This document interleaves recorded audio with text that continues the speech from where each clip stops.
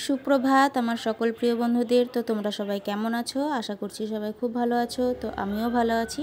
তো আজকের ব্লগটা এখান থেকেই শুরু হচ্ছে। তো আজকের ব্লগটা যদি তোমাদের ভালো লেগে থাকে তাহলে অবশ্যই একটা লাইক কমেন্ট করো, আর আশা করবো পুরো ব্লগটা তোমরা দেখবা না কেটে। তো চলো এখান থেকে ব্লগটা স্টার্ট করছি। তো এখন হচ্ছে সকাল ওই 8টা সাড়ে 8টা মতো বাজে।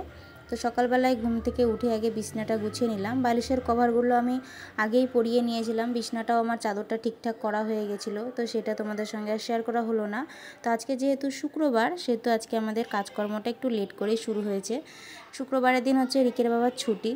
আমাদের লালবাগ ছুটি থাকে শুক্রবারে, তো সেই কারণেই শুক্রবারটা আমাদের কাছে একটু আরামের দিন।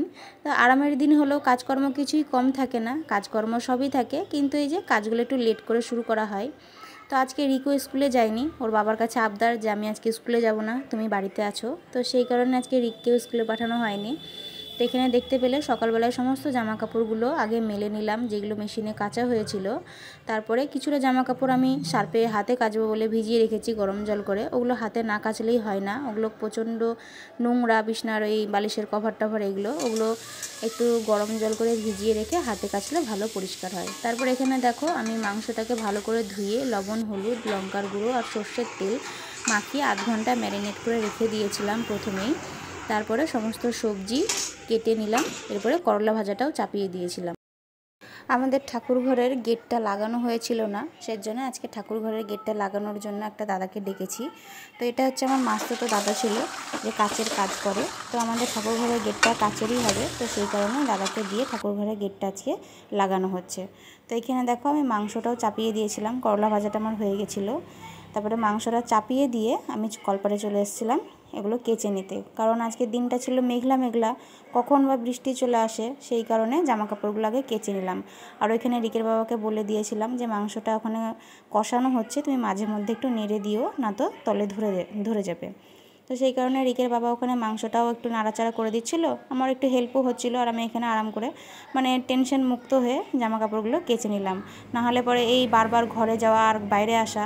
আর ওই সাদা জামা কাপড়গুলো দেখলাম, সাদা শাড়ি দুটো, ওটাতে একটু নীল দিয়ে দিব।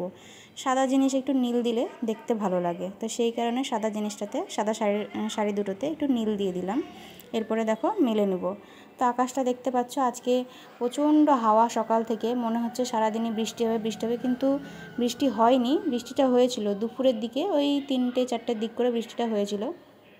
তো জামা কাপড়গুলো কেচে নিয়েছিলাম ভয়ে ভয়ে, যে কোথায় বৃষ্টি আসবে, হয়তো শুকাবে না, কিন্তু শুকিয়ে গেছিলো, অতটা অসুবিধা হয়নি। তো দেখতেই পাচ্ছ জামা কাপড়গুলো কেচে নিয়েছি। তো ভিডিওটা তোমরা দেখতে থাকো, আশা করি তোমাদের ভালো লাগছে।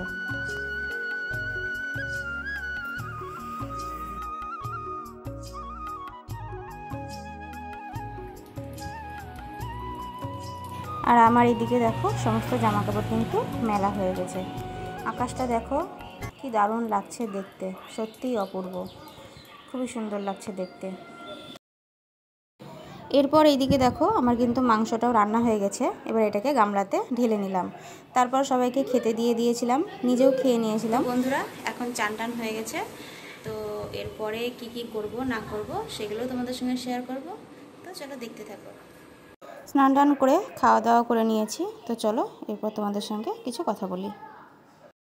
আর এই গোলাপ গাছগুলো দেখছো, এই গোলাপ গাছগুলো আমি গেল বছর নার্সারি থেকে নিয়ে এসে লাগিয়েছিলাম। আর এই গাঁদা গাছগুলো একটা ঠাকুমাকে বলেছিলাম, সে নিয়ে এসে লাগিয়ে দিয়েছে। তুলসীর চারাগুলো এমনি এমনি হয়েছে।